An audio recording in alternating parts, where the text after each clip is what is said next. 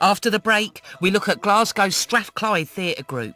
Their mentor, Dame Harriet Walter, was faced with a highly professional group who knew all their lines and had pretty much nailed their moves. As a result, she took the radical step of making them abandon Chekhov's words and make the whole scene up. Can you give me one good reason why the cherry orchard should stay where it is? How much money does it make you per year? I'll tell you how much. Look at it. I'll tell you why, boy.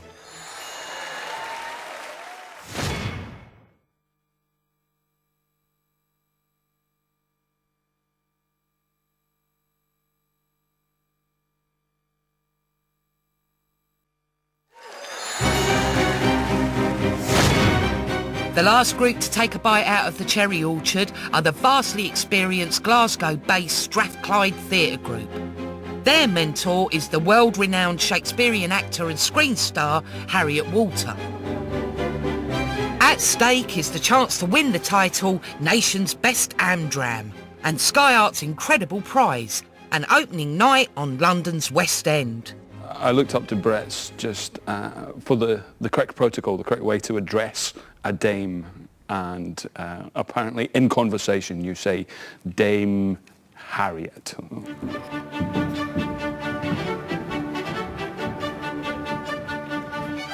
Hello. Hi. I'm Nice Bruce. to meet you, Bruce. I do want, at the end of this, when these people present their work to the judges, I want the judges to just wish that the curtain wasn't going down. We're going to show you what we've got so far. It is still very rough, but we'll just start working and let you see. You more than anyone else did so much for me once upon a time that I've forgotten everything, and I love you. I can't sit still. I'm not in the state to do it. I don't know how I'll survive this happiness. They're all actors. You know, they all know how to act. They're, you know, one sees a lot of people who don't have actors' instincts, and these people do. What I'm wanting is more detail. All towns now, even small ones, are surrounded by villas, and it's safe to say that in 20 years' time, the villa resident will be all over the place. Advertising salesman Barry Ward is playing Lepakin, and Harriet is worried that he's not yet playing him as the outsider that Chekhov intended. Rich. Splendid. What rot. I think it's got to be difficult for you. I mean, you're very easy as an actor. You give the impression of being very at ease physically.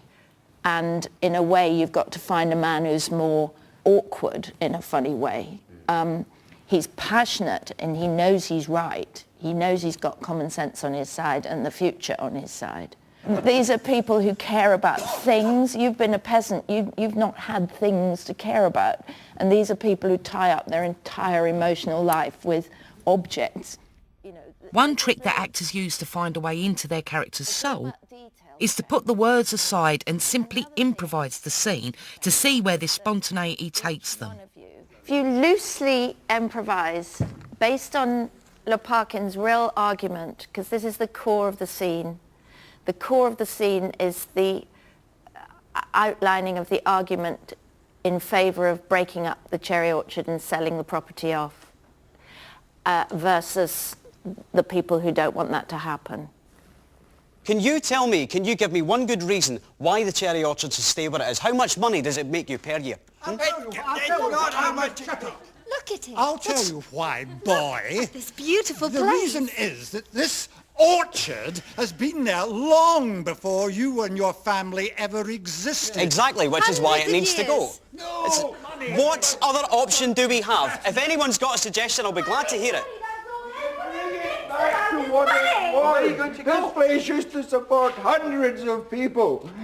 Picking the cherries and pickling them and making them into jam. And then it would go, we can do this again. What you people have to understand is that times are changing. People are moving out of the cities to live in the country. At first, they'll only stay here for maybe a weekend at a time, but eventually they will choose to live here. They will start to cultivate the land. You will get money from the land. It will eventually become productive again. The land can cultivate itself. It needs no help from hoi polloi and tattle-fiddling people ranting and raving and looking in our windows. Exactly, Gaia. Well, if we can't come to a decision now, then the estate will go. The cherry orchard will go. Oh, rubbish. You can think of something. I have. I've spent the last 5 years and this is the only solution. I swear to God. Oh. You've got more ideas than that. Think what we can do. Think about Pierce's idea. You are betraying everything that you were brought up to know and care about. Think along the lines of Prince Charles, for God's sake. Prince Charles, he knows what to do in a pickle. He would listen to the cherry blossoms. He would listen. He would listen to them. But he wouldn't make cherry jam now, would he?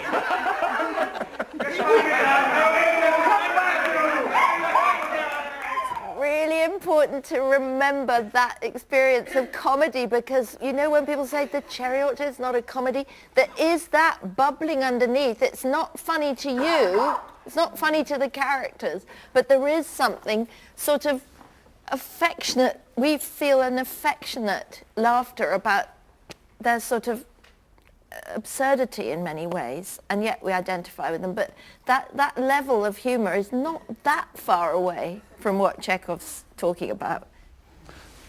Oh, that was really, really good fun, because I think it will allow the characters to come to life that little bit more just by, improvising around the scene. I think it's really generates a sense of fun, which I hope they'll put back into the scene when we return to the texts. I think that last improvisation really helped her, but I don't know if it's getting way over the top now. I think it's one of those wonderful things that you discover in rehearsals and we all experience, and then you can relax on it. You can know that it's working. You don't need to sell it to us anymore. But you just a word of warning for the future. It must never get into sort of romantic histrionics. It's got to be rooted in real love of those things that comes out that way to everybody else. But this is what I care about. And it was wonderful, because having had that improvisation, it was suddenly about what you care about. These are the values that I care about, and no bloody axe is going to chop that down. It became very sort of, it was lovely, but I think don't spoil it by doing it too much ever. That was just about great. They're a very intelligent bunch. They took off. They understood what the quest was. The quest was to find the heart of the argument and take up an attitude to it, so that when that point in the scene arrives, everybody has a memory of that improvisation and a memory of how much they cared. And that sort of feeds into to the playing of it every night. Is it really me sitting here? Sadly, Strathclyde were forced to make some last-minute changes to their cast. As a result, they took to the stage in front of the judges with a new Madame Ranevskaya. My dear man, you must excuse me, but you don't understand anything at all. If there's anything interesting or remarkable in the whole province, it's this cherry orchard of ours. The only remarkable thing about the cherry orchard is that it's very large. It only bears fruit once every other year, and even then you don't know what to do with them. Nobody buys it. Orchard is mentioned in the Encyclopedic Dictionary. But if we can't think of anything and don't make up our minds to anything, then come August the 22nd, both the estate and the cherry orchard will be up for auction. Make up your minds. I swear there is no other way out. I'll swear it again. In the old days, 40 or 50 years ago, they dried the cherries and soaked them and pickled them and made jam of them. And it used to happen. Be quiet, Fiers. I thought the Leparkin was fabulous. I've got very good Leparkin. Completely real, strong. Yeah. And he was very fluent, wasn't he? The lines that's just what flowed you want. out of him. I just believed in them. I agree. And that's what I want. And do you know, Lupa, how this case is? A week ago, I pulled out the bottom drawer. I looked and saw figures burnt out on it. That case was built exactly 100 years ago. What do you think of that, eh? What? We could celebrate its jubilee. It hasn't a soul of its own, but still, say what you will, it's a fine bookcase. 100 years? Yes. It's a real thing.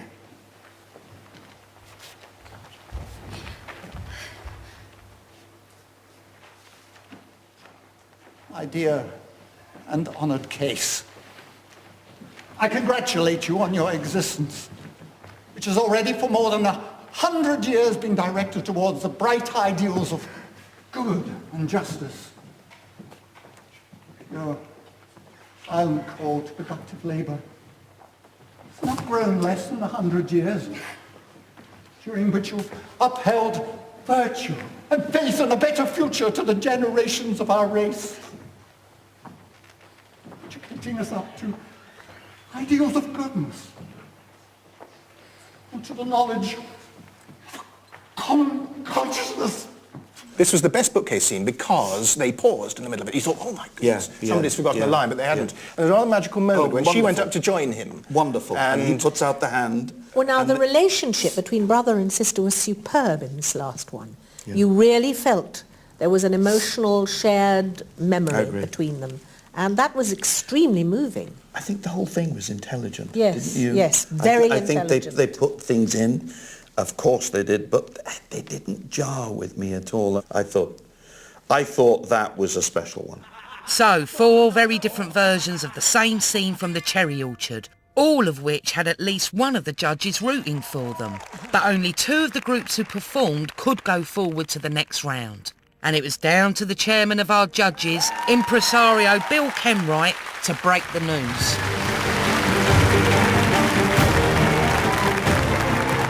Now, here's the thing. We didn't agree. We actually quite vehemently disagreed, the 3 of us. And my first choice has not gone through. But the company we did agree would go through to the next round unanimously was Strathclyde.